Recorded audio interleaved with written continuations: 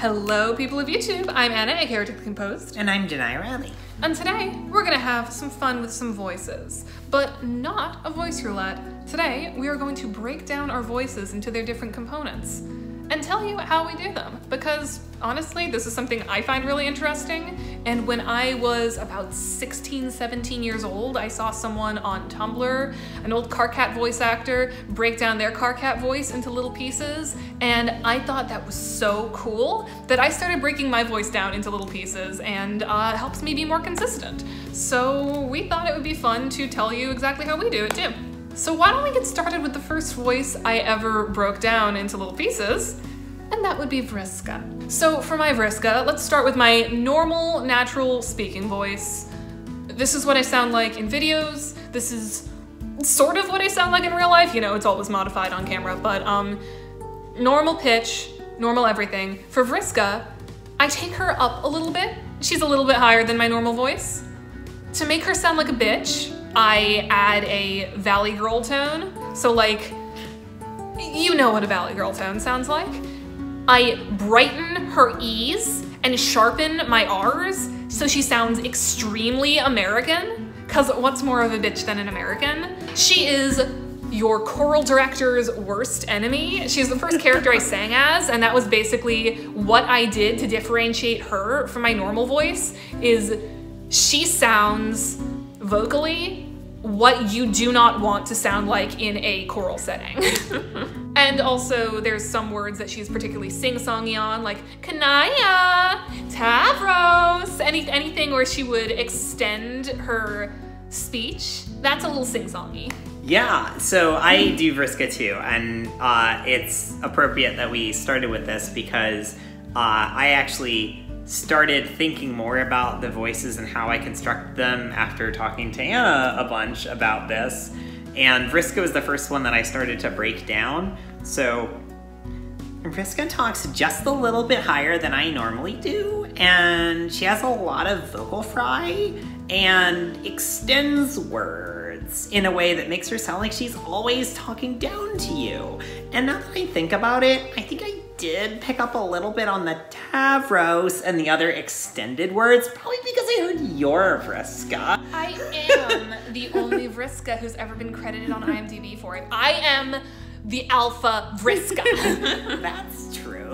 And yeah, check my IMDb page. I'm actually the only Vriska, or the only person on IMDb credited for Vriska. I basically don't ever do Vriska outside of like voicing with you now. So, So taking it to a different side of vowel usage, we're gonna go to Rose. So starting back at my baseline, Rose is higher up in my voice than my speaking voice. She sits, so I want you to imagine your mouth as a cave, and your voice can sit in different places in the cave. And Rose sits right near my front teeth, right on the hard palate in the front. She's very floaty. Unlike Vriska where I harden the R's, with Rose I soften the R's. Not quite transatlantic accent, but it is pretty close there. She doesn't want to sound hyper-American because she wants to sound more intellectual than that. Also the L's can be softer. Softer L's, softer R's, everything very soft. Very I'm better than you. The second voice I have is one that I do more frequently, and that's Jonaya, which is basically just taking my voice and making it as high and soft as I possibly can, and not talking as forcefully as I normally do. She doesn't really have any specific speech patterns that she holds to, other than ones that kind of naturally come from making my voice sound like this, which is a slight sense of hesitancy, but also a little bit of sarcasm, because Jonaya isn't just Rose's girlfriend or Rose's wife. She has her own identity too. and that's another one that's weird because like I do voice Jonaya in the HSAU podcast, but like the Jonaya that I do in HSAU is like very close to just like my speaking voice. It's just my speaking voice but pitched up slightly, and that's basically it. All right, next we're gonna go down to the bottom of my range for Tizius, who has actually gone through a significant change. I'll talk about that a little later, but Tizius has originally 3 flavors, now it's gone down to 2 flavors, but first, I shove the vowels and the speech itself, the sound itself, to the back of my mouth. Actually, what you're hearing now, you'd probably recognize as my L word, but the way I make it sound like Tizius is I close my mouth more. She's too tired to open her mouth all the way. And I shove all the consonants to the front of my mouth. So her voice is sort of bottom of the mouth stretched alongside, so it's back of the throat, front of the mouth. And she's one I can get pretty consistently, pretty immediately, because she's very distinctive. She went through some changes at one point. She was originally, the third flavor was vocal fry, and I've cut back on the vocal fry significantly because I realized I couldn't sing as her. Also, I hiss my S's. Sort of the pushing consonants to the front and not opening all the way makes it so when I do her voice, like, instead of like a nice clear S, it's more of a like you can hear it more. But yeah, I never like picked up on that before. It's harder to hear on the mic, I guess. But it is, yeah. Like you feel it in your mouth, which is it's a very sense-based thing. But yeah, she used to have much more vocal fry, and it was like summer of 2019. Her voice changes between the Jade Adventures video I did in June 2019 and the Teal Adventures video I did in August 2019, because sometime in the middle there I tried to sing a song as Tizius, and I realized I can't sing with that much vocal fry. So instead I took the other two elements of her voice and exaggerated them. So now she can sing very easily. There's reasons for these bags under my eyes. It's effort I don't give except in lies. So maybe it's the weight of all the promises that I can't keep.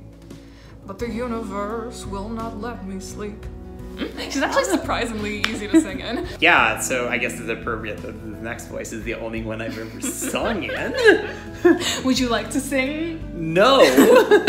One of the ones I'm most comfortable with is the Tagora voice, and this one has had a couple revisions as well, because originally he was like, for some reason, British and kind of generic sounding. But it's very similar to my normal pitch. But the voice is entirely up in my nose. It's such a nasal voice, and my voice tends to be a little bit nasal anyway, but like really just crank it up to 11. And also, similar to Vriska, talks like he's always talking down to you. There's a lot of like motion in the voice, I guess. I do a lot of like hand motions. And so the voice is based on the idea that my brain had of what Tim Curry sounded like as some character, I don't know who. And that's why we did Rocky Tagore. That's why we did Rocky Tagore. Because, yeah, it's a voice I can kind of sing in, and apparently rap in for some reason. Wait, do the Tagore rap. I don't really want to, and can't God remember damn the lyrics. Anyway, it's one of my voices that I'm comfortable with, so I can just kind of slip into it whenever, and it makes it really easy to work with. I can't remember what he used to sound like. I don't remember. It was a weird British voice. It was some weird British voice. You can hear the first permutation of Tagore if you go to the Willett Homestuck progeny read, yeah. like the first chapter. And then over the course of like 4 chapters, he evolved into something that works. All right, so now we're gonna hop back up to my higher range. Honestly, we worked out a lot of my higher characters, even though I do a significant number of lower ones. But we're going back up to the top of my range with Joey. So back to the baseline, Joey goes up to the top and right in the front of the nose. She is, if you have taken voice lessons, particularly musical theater singing, this will be referred to as in the mask. So like in that area, you feel it really strong. So a mix range. So I'm not very good at mixing, but I guess if I tried singing as Joey, maybe I'd hit the mix harder, more easily. But yeah, so actually this is the voice that if I was to do Jade, I would do this voice for her. It doesn't really fit for Jade, but it fits for Joey. But like, you know, small, young, nerdy. Yeah, I don't do her very often, but I did her for hours and hours for the Hive Swell Back 2 playthroughs I did, both the live dub and the 12-hour playthrough I did with Chrissy. So I'm pretty familiar with her. The one we decided to pair with Joey is actually the one that's at the bottom of my range, and that's Scratch. So, to hit Scratch, I open everything up all the way and use my chest and my large torso to its full effect.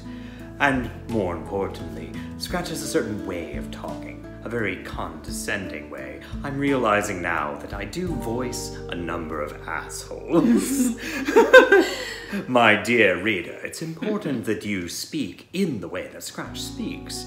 And also, when you're recording, and this probably won't come through in this particular recording, you stand a little bit closer to the microphone so that you get all of the bass rumble that's so distinctive to his voice. Because my voice isn't actually as low as it sounds, and I need to rely on the recording equipment to emphasize it. That one is harder to do than I thought. Like, it's one that I'm, like, not using as much. Well, he's in a part of your It's in a part of my voice that you I don't access very Yeah, often. exactly. Because it's, like, using my whole, like, chest as a resonance chamber, and I just don't do that normally when I'm speaking. So, like, yeah, it's one that's, like, gotten harder and harder to do as I do it less. As your voice gets higher and higher, too. Yes, that too, so... So for the last one, so this is one that I actually, before I started my channel, or not started my channel, but before my channel became like the Hive Swap voice channel that it is now, this was the voice that I was cast in numerous dubs, and that's Branya. So for Branya, back to the top of the range, sort of in the same way that Rose is at the top of the mouth, but instead of being front of the mouth, top of the mouth, it's like center of the mouth, top of the mouth, and more belty than Rose, less head voice, a little bit of head voice, a little cracks up, but very high up, and I round her O's a lot. So she's very, her vibe is very excited about stuff, very, very peppy, very there for the children, but also kind of anxious. She's one that I open my eyes really wide whenever I do her, and I mentioned this in the I'm a TikTok audio video from about a year ago, that there was somebody who was lip syncing to my why would you give Karako a knife? And her mouth was really wide, and it's like, you can't do Branya with a wide flat mouth, you have to have a very tall, when I was forming her, my vibe was, she's a peppy Girl Scout leader. She's excited about everything, but also she does not want anything to happen to her children. No, never. The next one that I've got is one that's like a challenge to do without hurting my voice, which is Carcat. And I've done Carcat for a while, but like the way I did it usually was just to like kind of growl out of my throat, and that hurts a lot to do. And then we did like some dubs where I actually was voicing him like a bunch, and we did that long like rant about the weather or whatever. Oh yeah, that was fun. So I had to realize that the trick is you want to make it sound like he's shouting without actually shouting. So you're kind of forcing everything up into your nose, and you're really like using like the top and the back of your throat, and you're not actually like screaming, and you're not really rasping. You're just kind of like doing a nasal voice that doesn't quite sound nasal. And more importantly, you have to have a lot of energy. And he's kind of like mad all the fucking time. So like the energy is just as important as the actual voice. That's the trick to doing Carcat. You need the energy. Fuck. It's not a hard voice to do. It's still really rough on your throat. But like, it's not as rough as doing Carcat from like right here. Cause it's like coming from like up here, if that makes any sense to anyone here. Fun fact, when I was like 17, I tried to voice Carcat, and to get the voice, which did hurt my throat a lot, I would gargle milk. I don't try doing Carcat anymore. The original way I did Carcat was like, I did Carcat like this. I did this voice. And this is so fucking painful if you do it for any length of time. Sounds painful. It's like you're using the rasp in your throat, and like the trick to doing voices like that is you can't do that to your throat because it will rip it the fuck up. That's kind of where I would place something like Connell. Like, if I do Connell, it's like right here, really fucking pissed, but it hurts a lot. I can't do her for long. Bonus round. Here's some random voices that we've done in other places that aren't like super common and don't have as much of a lead up to them, but you know, we do them. Skyla. It was just a southern accent. I mean, there's not really much to it. She's sort of the bottom of my, not the bottom of my throat, but like, you can feel her on your tongue. I'm not southern. I don't know why this one wanted me to voice Skyla so bad. It's like, okay. This is sort of a generic lower sexy woman voice that I've used multiple places. I, you know, lower my voice, not back of the throat, actually front of the mouth. similar to Rose in that they're softened R's, softened L's. But I use this one I use it for the Condis, for Voxus. I use it for the Persona dub for Sleepy Souls. I use it for Tameen Lash when we do the Gay Fanfiction Hour. She's one that I can pull out in many circumstances because she's very versatile and isn't really a character specific to Homestuck. Yeah, so I've got a few like random voices that I do for other things. I have the Jade voice that is for HSAU. Jade just kind of talks like this. She's got a very kind of nasal voice. I don't remember what the direction was for her, but this was what the result was. Honestly, your Jade is like if Vriska wasn't a bitch. Yes, that's a good way to put it. It's like if Vriska wasn't a bitch. And I've also gotten like some random, like I did voicing in a podcast where they were just like, random, I can do a southern accent and he's mean. Why, you orphans need to get back in the mine and work harder. Like that kind of voice. It was just like mean dude. And then there's a couple other random voices that like I started doing them just as like fill-ins for characters that needed a voice. Either when we were doing like dubs and stuff or just for like, for instance, to like bit characters. Two of them that ended up with an identity. One of them was, I started doing a voice that was kind of like Scratch, but more British. And I realized that he sounded a lot like the Shane Wizard from Big Mouth. So that's a character I can do now, I guess.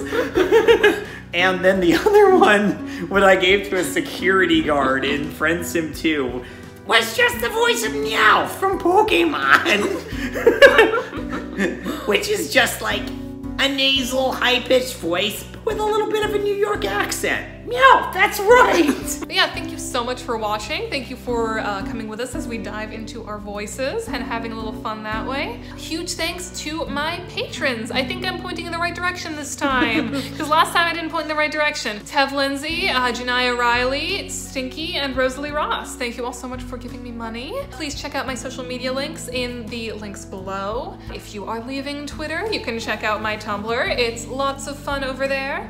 And if you're leaving Twitter and don't want to join another social media because social media is awful, you can join my Discord server to check out any updates and hang out with other people in my server. One more thing, I am currently in the midst of putting on a production of my musical Maka. If you are interested in helping us out, there's a link to the GoFundMe in the links below, and I'll be collecting donations during streams. Thank you all so much for watching, and we will see you all next time. Meow! Oh, do you want to be part of this too?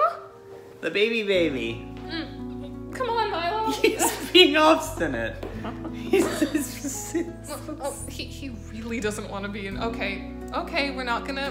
Baby over there. There is a baby over there. Kitty baby. You remember him from last video, don't you? Milo. If you don't remember him from last video, go watch it right now so you can enjoy some kitty time. Hi. There you can see his tail.